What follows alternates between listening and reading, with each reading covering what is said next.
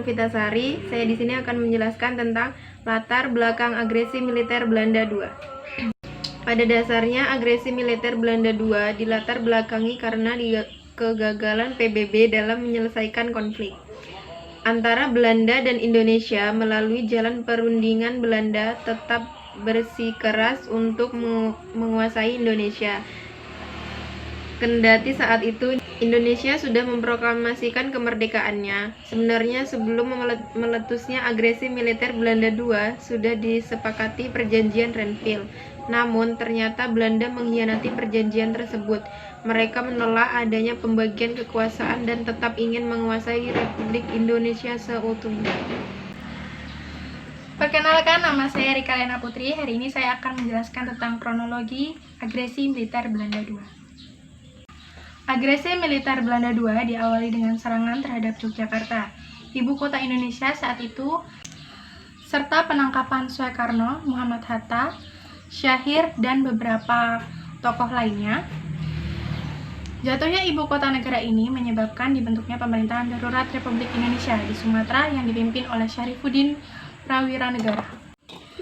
Belanda melancarkan serangan menggunakan taktik perang kilat di segala sisi wilayah Republik Indonesia, dimulai dari merebut pangkalan udara Maguwo, saat ini bernama Adi Sucipto, dengan menunjukkan pasukan payung dan dengan gerak cepat mampu mengambil alih kota Yogyakarta, yang merupakan ibu kota Republik Indonesia saat itu. Belanda juga mengasingkan para pemimpin Indonesia yang sebelumnya mereka tertangkap ke Paraprat, Sumatera, dan Pulau Bangka. Namun, sebelum diasingkan, Presiden Soekarno memberikan surat kuasa kepada Syarifuddin Prawiranegara yang berada di Bukit Tinggi untuk mendirikan pemerintah darurat. Ada juga beberapa menteri yang sedang berada di luar Jawa sehingga tidak ikut tertangkap. Mereka diantaranya Menteri Dalam Negeri Dr. Sukiman, Menteri Persediaan Makanan Mr. I.J. Kasimo, Menteri Pembangunan dan Pemuda Supeno, serta Menteri Kehakiman Mr. Susanto. Belanda melakukan beberapa strategi untuk menghadapi bangsa Indonesia yang mulai ditetapkan pada akhir tahun 1948, yang dikenal sebagai strategi tiga sisi. Pertama, Belanda berharap dengan menerapkan kekuatan militer secukupnya agar dapat menghancurkan Republik dan militer Indonesia secara menyeluruh. Kedua, menjadikan bangsa Indonesia sebagai negara federal serikat demi melaksanakan program pemecah belah bangsa atau politik adu domba. Serta yang ketiga, Belanda berharap bangsa Indonesia akan mendapatkan sanksi internasional melalui pemberian kedaulatan pada Federasi Indonesia yang dikuasai oleh Belanda secara tidak langsung. Sebelumnya, pada 18 Desember 1948 pukul 23.30, siaran radio antara dari Jakarta menyebutkan bahwa besok paginya Wakil Tinggi Mahkota Belanda, Dr. Bell, akan menyampaikan pidato yang penting. Sementara itu, Jenderal Spoor yang telah berbulan-bulan mempersiapkan rencana permusuhan TNI memberikan instruksi kepada seluruh tentara Belanda di Jawa dan Sumatera untuk memulai penyerangan terhadap kubu Indonesia. Operasi tersebut dinamakan Operasi Karai. Pada pukul 2.00 pagi, 1E, para Kompegi Pasukan Tentara 1 KST di Andir memperoleh parachut mereka dan memulai memuat 16 pesawat transportasi. Pada pukul 3.30, mereka kemudian melakukan briefing terakhir. Pukul 4.35, Mayor Jenderal Agnes tiba di Bandar Udara Andir, diikuti oleh Jenderal Spoor 15 menit kemudian. Dia melakukan inspeksi dan mengucapkan pidato singkat pada pukul 4.20. Pasukan elit KST di bawah pemimpinan Kapten Eckhout naik pesawat dan pukul 4.30 pesawat Dakota pertama tinggal landas. Rute penerbangan ke arah timur menuju Maguwo diambil melalui Lautan Hindia. Pukul 6.25, mereka menerima berita dari para pilot pesawat tempur bahwa zona penerjuanan telah dapat dipergunakan. Pukul 1645. Pasukan para mulai diterjunkan di Maguwo. Seiring dengan penyerangan terhadap Bandar Udara Maguwo pada hari tanggal 19 Desember 1948, WTM Bell berpidato di radio dan menyatakan bahwa Belanda tidak lagi terikat dengan persetujuan Renville. Penyerbuan terhadap semua wilayah Republik Indonesia terjadi di Jawa dan Sumatera, termasuk serangan terhadap ibu kota RI, Yogyakarta, yang kemudian dikenal sebagai Agensi Militer Belanda II, telah dimulai. Belanda berkonsisten dengan menambahkan agresi militer ini sebagai aksi koalisional. Agresi militer Belanda II tersebut dianggap sebagai kemenangan besar yang diperoleh oleh pihak Belanda. Hal itu karena mereka mampu menahan prapuncak pimpinan bangsa Indonesia. Namun, hal itu kemudian menuai kecaman keras dari luar negeri yang sebelumnya tidak diduga oleh mereka. Kecaman tersebut salah satunya datang dari Amerika yang menunjukkan simpatinya kepada Indonesia dan memberikan beberapa pernyataan. Pernyataan tersebut diantaranya, jika Belanda masih saja melakukan tindakan militer terhadap bangsa Indonesia, Amerika Serikat yang menghentikan segala bantuan yang diberikan pada pemerintah Belanda. 2. Mendorong Belanda untuk menarik pasukan Belanda di belakang garis status quo Renville. 3. Mendorong dibebaskannya pemimpin bangsa Indonesia oleh Belanda. 4. Mendesak agar Belanda dibuka kembali sebuah perundingan yang jujur berdasarkan perjanjian Renville. Perkenalkan, nama saya Sally Evitasari. Saya akan menjelaskan tujuan militer Belanda II. Tujuan agresi militer Belanda II pada intinya memiliki tujuan untuk memperlihatkan pada dunia internasional bahwa Republik Indonesia dan tentaranya TKR itu sesungguhnya sudah tidak ada. Dengan begitu, Belanda memiliki hak untuk membuat semaunya terhadap bangsa Indonesia. Adapun dua alasan utama mengapa Bill melancarkan agresi militer tersebut. Pertama, Belanda ingin menghancurkan Republik Indonesia yang merupakan suatu kesatuan sistem ketatanegaraan. Selain itu, agresi militer Belanda II juga memiliki agenda untuk membentuk pemerintah interim federal atau PIF yang didasarkan atas peraturan pemerintah dalam peralihan wakil-wakil dari daerah-daerah federal serta unsur-unsur kooperatif dan moderat dari bekas republik harus ikut ambil bagi dalam PIF tanpa mewakili bekas republik. Saya Vivin Yolanda Permadani ingin menjelaskan dampak dari agresi militer Belanda kedua.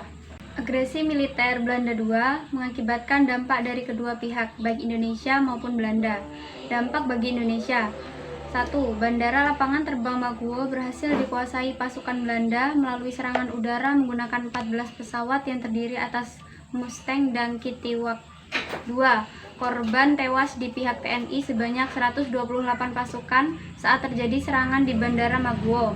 3. Pembentukan Pemerintah Darurat Republik Indonesia atau PDRI di Bukit Tinggi. 4. Beberapa pemimpin Republik Indonesia diasingkan, meliputi Presiden Insinyur Soekarno, Wakil Presiden Muhammad Hatta, Menlu Haji Agus Salim, Sultan Syahrir, MR Saad, dan MR.AG Pringgodikdo. 5. Pengasingan menggunakan pesawat bomber B-25 dengan tujuan tidak jelas. Ada yang diasingkan ke Parapat, Brastagi, dan Pangkal Pinang. 6. Kota Yogyakarta yang notabene merupakan ibu kota Republik Indonesia berhasil dikuasai oleh Belanda. 7. Beberapa bangunan penting di kota DIY hancur akibat serangan pasukan Belanda. Dampak bagi Belanda: Nomor 1. Berhasilnya Belanda menguasai ibu kota Republik Indonesia ternyata tidak membuat semangat juang para pejuang tanah air runtuh begitu saja. Masih ada perlawanan yang dilakukan oleh TNI. Mereka melakukan serangan secara mendadak terhadap pasukan Belanda. 2. Perlawanan dari pihak bangsa Indonesia dilakukan pada 1 Maret 1949 yang kemudian dikenal dengan nama Serangan Umum 1 Maret Yogyakarta. 3. Perlawanan tersebut membuat pasukan Belanda kewalahan dan berhasil dilumpuhkan. 4. Selain itu, perlawanan juga dilakukan dengan strategi gerilya di wilayah luar Yogyakarta meliputi Jawa Tengah dan Jawa Timur yang dipimpin langsung oleh Jenderal Sudirman. Kelas IPS 1. Nama saya Muhammad Rizky, kelas 12 IPS 1. Kelas 12 Saya akan menjelaskan tentang peristiwa Merah Putih di Minahasa. Setelah proklamasi kemerdekaan Indonesia pada 17 Agustus 1945, tidak berarti kondisi negara kita langsung berada dalam tahap yang aman dan tentram. Serangkaian insiden pertempuran berdarah masih terjadi dalam masa-masa mempertahankan kemerdekaan tersebut. Tidak hanya terjadi di Pulau Jawa, pertempuran ini terjadi di Pulau Sulawesi, tepatnya di Manado. Peristiwa ini menjadi salah satu rangkaian yang penting yang harus andil untuk membentuk Republik Indonesia. Para pemuda yang tergabung dalam pasukan KNIL, Kompi pimpinan CH Taulu bekerja sama dengan rakyat merebut kekuasaan di Manado, Tomohon dan Minahasa pada 14 Februari 1946. Hasilnya sekitar 600 orang dan para pejabat Belanda berhasil ditahan pada tanggal 16 Februari 1946. Dikeluarkan selebaran yang menyatakan kekuasaan seluruh Manado telah berada di tangan Indonesia. Peristiwa ini dikenal dengan nama peristiwa Merah Putih. Latar belakang terjadinya peristiwa Merah Putih di Manado, di Minahasa. Sejarah peristiwa Merah Putih di Manado atau Minahasa berasal dari kekalahan Jepang yang secara resmi sudah diakui kepada pasukan sekutu sejak pertempuran di Pasifik pada Juli 1944. Sam Ratulangi mengirim para pemuda untuk pergi ke Manado pada saat yang berdekatan untuk mengawasi situasi. Dua di antara para utusan itu adalah Mantik Pakasi dan Freddy Lumau dari utusan tentara, serta perwakilan pemuda yaitu Wim Panglila, Buch Ompi, dan Olang Sondak. 2 bulan setelah pengutusan tersebut, mendadak muncul pesawat pembom B-29 milik Angkatan Udara Sekutu yang berjumlah puluhan dan menghujani Manado dengan bom, menghancurkan dan merenggut nyawa penduduk. Jepang kemudian mencurigai adanya mata-mata sekutu yang juga berperan sebagai tokoh nasionalisme. Pada September 1944, pertahanan Jepang di Sulawesi Utara dan Morotai juga takluk kepada Jenderal MacArthur. Kemudian pada pertengahan April 1945 sampai awal Februari 1945 juga masih terjadi banyak konflik di area tersebut. Sebagaimana wilayah lain di Indonesia, Sulawesi juga akan diambil alih oleh pasukan sekutu. Namun pada tanggal 21 Agustus 1945, wilayah tersebut sudah diserahkan oleh tentara Jepang kepada EHW Palengkahu Pemuda Nasional Indonesia. Belanda bersama NICA yang berada di bawah perlindungan sekutu berencana kembali menduduki Indonesia Timur, khususnya Sulawesi Utara. Pada saat ini John Rahasia dan Wim Pangalila kemudian melihat adanya kesempatan untuk melakukan revolusi yang dilakukan oleh pemuda-pemuda Manado. BPNI kemudian bekerja sama secara diam-diam dan Koninklijke Nederlands Indisch Leger atau KNIL dalam rangka merebut kekuasaan dari penjajah. Pada masa itu KNIL telah lepas dari kepentingan Belanda dan berpihak pada tanah air mereka sendiri. Ketahui juga mengenai sejarah Hari Ayah, sejarah Hari Kartini, dan biografi Habibie singkat. Pasukan NICA mengetahui kegiatan tersebut dan menangkap para anggota BPNI di tanggal 10 Januari 1946. Kemudian menangkap para tokoh KNIL pada 10 Februari 1946. Akan tetapi para anggota KNIL lainnya masih berusaha mencari jalan untuk melakukan pemberontakan tersebut. Dalam sejarah peristiwa Merah Putih di Manado, mereka berhasil mempengaruhi pihak KNIL Belanda hingga Kopral Mambi Runtukahu bersedia memimpin aksi penyergapan pada pos di markas Gamisun Manado, yaitu Tangsi Militer Teling Manado. Akan menjelaskan peristiwa Merah Putih di Minahasa. Setelah proklamasi kemerdekaan Indonesia pada 17 Agustus 1945, tidak berarti kondisi negara kita langsung berada dalam tahap yang aman dan tentram. Serangkaian insiden dan pertempuran berdarah masih terjadi dalam masa-masa mempertahankan kemerdekaan tersebut. Tidak hanya terjadi di Pulau Jawa, pertempuran-pertempuran di masa setelah kemerdekaan juga terjadi di pulau lain, antara lain di Sulawesi, tempatnya di Manado. Peristiwa ini menjadi salah satu rangkaian kejadian penting yang turut adil membentuk Republik Indonesia. Para pemuda bergabung dalam pasukan KNIL Kompi 7, pemimpin CH Paulo bekerja sama dengan rakyat merebutkan kekuasaan di Manado. Tomohon dan Minahasa pada 14 Februari 1946, hasil sekitar 600 orang pasukan serta penjabat Belanda berhasil mereka tahan. Pada tanggal 16 Februari 1946 dikeluarkan selebran yang menyatakan kekuasaan seluruh Manado telah berada di tangan Indonesia. Peristiwa ini dikenal dengan nama peristiwa Merah Putih. Secara peristiwa Merah Putih di Manado berasal dari kekalahan Jepang yang secara resmi sudah diakui kepada pasukan sekutu sejak pertempuran di Pasifik pada Juli 1944. Samratulangi mengirim para pemuda untuk pergi ke Manado pada saat yang berdekatan untuk mengawasi situasi. Dua di antara para utusan itu adalah Mantik, Kakashi, dan Freddy Lumanau dari utusan tentara, serta perwakilan pemuda yaitu Win Pangalila, But Ompi, dan Olang Sondak.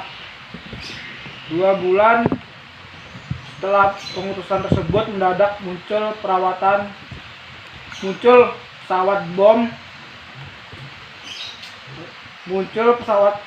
pengeboman 8 sampai 20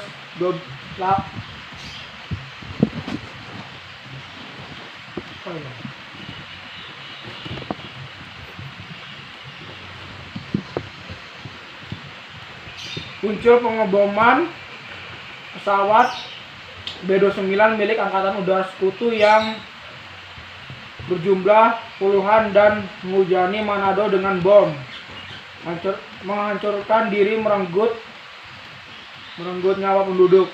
Jepang kemudian mencurigai adanya mata-mata Sekutu juga berperan sebagai tokoh nasional. Ke tangki militer Belanda. Pukul 21.30 saat waktu apel malam, kelompok pejuang mulai menyiapkan diri. Mereka terdiri dari Wakil Komandan Regu 1, Komandan Regu 2, dan Komandan Regu 3. Anggota Regu 4 Lengkong, Yaitem, dan Verkener Wehantau. Pada pukul 24 malam, Sersan Piket Sutarkun memerintahkan seluruh anggota yang masih berada di luar asrama untuk tidur karena akan diadakan pemeriksaan malam oleh Komandan Kompi 4, Letnan Karlir, dan Komandan Peleton. Persiapan akhir diperiksa pada pukul 00.30 dan pukul 00.45. Seluruh pasukan berkumpul dan menyatukan tekad siap mempertaruhkan nyawa bagi RI. Tepat pukul jam 1 pagi. Serangan dimulai. Serangan dilanjutkan dengan pengibaran bendera merah putih. Dalam sejarah bendera merah putih dengan merobek warna biru dari bendera kerajaan Belanda. Pemimpin Garnison Manado, Kapten Blom, ditangkap sekitar pukul jam 3 pagi setelah penahanan Letnan Verwaye, pemimpin Tangsi Teling. Siang harinya Letkol de Vries dan Residen Commans de Ruyter serta seluruh anggota NICA ditangkap. Seluruh anggota NICA ditangkap dalam serangan itu. Esok harinya para pejuang berhasil melucuti senjata semua pimpinan militer Belanda dan menahan mereka di dalam sel. Juga menaklukkan kamp tahanan Jepang berisi 8.000 prajurit. Setelah kemenangan dalam sejarah peristiwa Merah Putih di Manado tersebut, CH Taulu sebagai pimpinan perjuangan mengeluarkan maklumat nomor 1 pada tanggal 15 Februari 1946. Isi maklumat tersebut adalah sebagai berikut, yaitu pukul jam 1 pagi tanggal 14 Februari 1946, para pejuang KNIL dibantu para pemuda telah merebut kekuasaan dari pemerintahan Belanda untuk NICA Sulawesi Utara dan mempertahankan kemerdekaan RI yang telah diproklamirkan oleh Insinyur Soekarno dan Muhammad Hatta. Rakyat diminta agar membantu perjuangan itu sepenuhnya. Para pejuang agar mengambil alih pemerintah Belanda. Keamanan dijamin oleh tentara Republik Indonesia di Sulawesi Utara dan seluruh wilayah Sud. Kantor-kantor pemerintahan, kegiatan ekonomi seperti pasar, sekolah, toko harus berjalan seperti biasa. Jika ada pasar atau toko yang belum dibuka, maka toko itu akan disita. Siapapun yang berani mengacau dan penganiayaan, penculikan, perampokan, pembunuhan, dan lain-lain akan dihukum mati di muka umum. Setelah itu, pemimpin perjuangan kemudian mengeluarkan maklumat nomor 2 yang isinya memberitahukan bahwa sudah diadakan rapat umum pada tanggal 16 Februari di gedung Minahasa DPR dengan pimpinan Ketentaraan Indonesia di Sulawesi Utara dengan dihadiri oleh para kepala distrik dan on distrik di Minahasa, Raja Bolang, Mongondo, kepala daerah Gorontalo, para pemimpin dan pemuka Indonesia. Rapat ini menetapkan BW Lapian sebagai Kepala Pemerintahan Sipil Sulawesi Utara. Penandatangan maklumat itu adalah Letkol CH Taisul, SD Wisan di Kepolisian, Welter Serang di Penerangan, dan Max Tumbel di Pelabuhan atau Pelayaran untuk melaksanakan pemerintahan sipil. Akhir peristiwa Merah Putih. Kejadian dalam sejarah peristiwa Merah Putih ini diberitakan berulang lewat siaran radio dan telegraf oleh Dinas Penghubung Militer di Manado, yang diteruskan oleh kapal perang Australia SS Luna ke markas besar sekutu di Brisbane. Radio Australia kemudian menjadikannya sebagai berita umum yang disebarluaskan oleh BBC London serta Radio San Francisco, Amerika Serikat. Perebutan tangsi militer Teling dan pengibaran bendera merah putih menjadi pukulan telak untuk Belanda karena berhasil melumpuhkan provokasi Belanda di luar negeri bahwa hanya Pulau Jawa yang berjuang untuk merebut kemerdekaan di Indonesia. Belanda menyatakan bahwa proklamasi kemerdekaan bukan merupakan perjuangan semua rakyat Indonesia dan kekuasaan di daerah lain selain Jawa masih berada di genggaman Belanda. Kebangkitan rakyat Manado, Minahasa, dan seluruh rakyat Sulut untuk merebut kekuasaan memberi dampak positif sebagai diplomasi Indonesia di luar negeri dan sejarah kemerdekaan Indonesia dengan mempercepat pengakuan internasional terhadap kemerdekaan RI. Peristiwa ini memperkuat makna proklamasi kemerdekaan Indonesia dan perjuangan para tokoh proklamator kemerdekaan Indonesia. Lewat sejarah peristiwa Merah Putih di Manado pada 14 Februari 1946 dapat meyakinkan dunia bahwa perjuangan kemerdekaan dilakukan oleh seluruh rakyat Indonesia. Oke, cukup sekian dari kelompok saya. Salah. Dari kelompok kami, kurang lebihnya kami mohon maaf. Allahumma fiq ila aqwamit thoriq. Wassalamualaikum warahmatullahi wabarakatuh.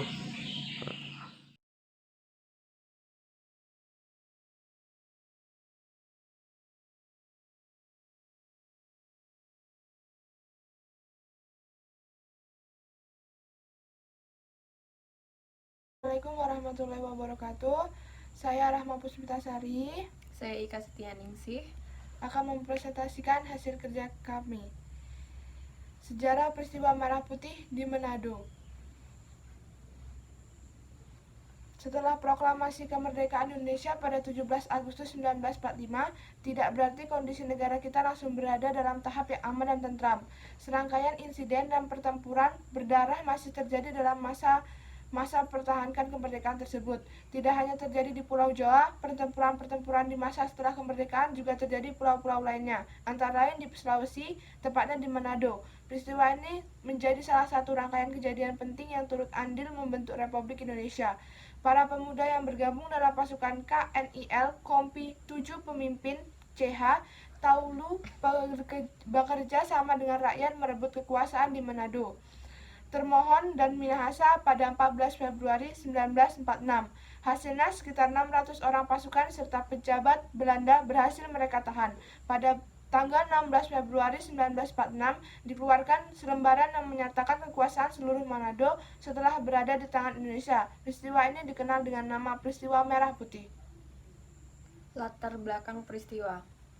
Sejarah peristiwa Merah Putih di Manado berawal dari kekalahan Jepang yang secara resmi sudah diakui kepada pasukan sekutu sejak pertempuran di Pasifik pada Juli 1944.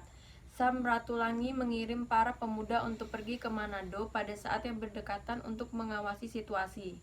Dua di antara para utusan itu adalah Mantik Pakasi dan Freddy Lamanau dari utusan tentara, serta perwakilan pemuda yaitu Wim Pangalila, Butch Ompi, dan Olang Sondak. 2 bulan setelah pengutusan tersebut, mendadak muncul pesawat pembom B-29 milik Angkatan Udara Sekutu yang berjumlah puluhan dan menghujani Manado dengan bom, menghancurkan dan merenggut nyawa penduduk. Jepang kemudian mencurigai adanya mata-mata sekutu yang juga berperan sebagai tokoh nasionalis. Pada September 1944, pertahanan Jepang di Sulawesi Utara dan Morotai juga takluk kepada Jenderal MacArthur. Kemudian pada pertengahan April 1945 sampai awal Februari 1945 juga masih terjadi banyak konflik di area tersebut. Sebagaimana wilayah lain di Indonesia, Sulawesi juga akan diambil alih oleh pasukan sekutu. Namun pada tanggal 21 Agustus 1945, wilayah tersebut sudah diserahkan oleh tentara Jepang kepada E.H.W. Palengkahu yang merupakan petinggi Barisan Pemuda Nasional Indonesia atau PBNI. Belanda bersama NICA yang berada di bawah perlindungan sekutu berencana kembali menduduki Indonesia Timur, khususnya Sulawesi Utara. Pada saat ini, John Rahasia dan Wim Pangalila kemudian melihat adanya kesempatan untuk melakukan revolusi yang dilakukan oleh pemuda-pemuda Manado. BPNI kemudian bekerja sama secara diam-diam dengan Monoklik Nederland Indichtsleger atau KNIL dalam rangka merebut kekuasaan dari penjajah. Pada masa itu, KNIL telah lepas dari kepentingan Belanda dan berpihak pada tanah air mereka sendiri. Ketahui juga mengenai sejarah dari ayah, sejarah Hari Kartini, dan biografi Habibie singkat. Serangan tangsi militer Belanda pukul 21.30 saat waktu apel malam, kelompok pejuang mulai menyiapkan diri. Mereka terdiri dari Wakil Komandan Regu 1, Mambi Rantukahu, Wadanru 2 Gerson, Andri Wadanru 3 Mas Hitam, Komandan Verkener Jes Kotambunan, anggota Regu 4 Lengkong Item, dan Verkener Wehantau. Pada pukul 24.00, Sersan Piker Satarkun memerintahkan seluruh anggota yang masih berada di luar asrama untuk tidur karena akan diadakan pemeriksaan malam oleh Komandan Kompi 7 Letnan Karlier dan Komandan Peleton Sherma Witzer. Persiapan akhir diperiksa pada pukul 00.30 dan pukul 00.45. Seluruh pasukan berkumpul dan menyatakan tekad siap mempertaruhkan nyawa bagi RI.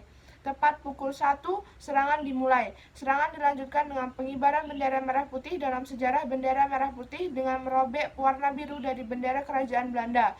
Pemimpin garnison Manado, Kapten belum ditangkap sekitar pukul 3 setelah penahanan Letnan Verwaayen. Pemimpin Tangsi Telling, siang harinya Letkol de Vries dan Presiden Commans de Ruyter serta seluruh anggota NICA ditangkap. Dalam serangan itu, esok harinya para pejuang berhasil melucuti senjata semua pemimpin militer Belanda dan menahan mereka di dalam sel. Juga menaklukkan kamp tahanan Jepang berisi 8.000 prajurit. Setelah kemenangan dalam sejarah peristiwa Merah Putih di Manado tersebut, Thaotolu sebagai pemimpin perjuangan mengeluarkan maklumat nomor 1 pada tanggal 15 Februari 1946. Isi maklumat tersebut adalah sebagai berikut. Pukul 1 tanggal 14 Februari 1946, para pejuang KNIL dibantu para pemuda sedang merebut kekuasaan dari pemerintah Belanda atau NICA Sumatera Utara untuk mempertahankan Sulawesi Utara untuk mempertahankan kemerdekaan RI yang telah diproklamasikan oleh IR Soekarno dan Muhammad Hatta. Rakyat diminta agar membantu perjuangan itu sepenuhnya para pejuang agar mengambil alih pemerintah Belanda. Keamanan dijamin oleh tentara RI Sulawesi Utara untuk seluruh wilayah surut kantor pemerintah, kegiatan ekonomi seperti pasar, sekolah, dan toko harus berjalan seperti biasa. Hasil rapat ini menetapkan BW Lapian sebagai Kepala Pemerintah Sipil Sulawesi Utara. Penanda tangan maklumat itu adalah Letkol Thaotolu, SD Wausin, J. Saigar, Afnel Nelwan, dan V. Bisman. BW Lapian dibantu oleh DATH Geruan di bidang pemerintahan, AIA Ratulangi di bidang keuangan, DRH Ratulangi di perekonomian, Dr. C. Singal di kesehatan, Katopo di bidang PPK, Hidayat di kehakiman, Walter Sairan di penerangan, dan Max Tumbel di pelabuhan atau pelayaran untuk melaksanakan pemerintahan sipil. Akhir peristiwa Merah Putih. Kejadian dalam sejarah peristiwa Merah Putih ini diberitakan berulang lewat siaran radio dan telegraf oleh Dinas Penghubung Militer di Manado, yang diteruskan oleh kapal perang Australia SS Luna ke Markas Besar Sekutu Brisbane. Radio Australia kemudian menjadikannya sebagai berita utama yang disebarluaskan oleh BBC London serta Radio San Francisco Amerika Serikat. Perebutan tangsi militer Telling dan pengibaran bendera merah putih menjadi pukulan telak untuk Belanda karena berhasil melumpuhkan provokasi Belanda di luar negeri bahwa hanya Pulau Jawa yang berjuang untuk merebut kemerdekaan di Indonesia.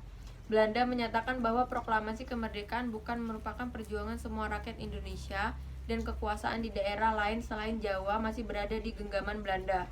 Kebangkitan rakyat Manado, Minahasa, dan seluruh rakyat Sulut untuk merebut kekuasaan memberi dampak yang positif bagi diplomasi Indonesia di luar negeri dan sejarah kemerdekaan Indonesia dengan mempercepat pengakuan internasional terhadap kemerdekaan RI. Peristiwa ini memperkuat makna proklamasi kemerdekaan Indonesia dan perjuangan para tokoh proklamator kemerdekaan Indonesia.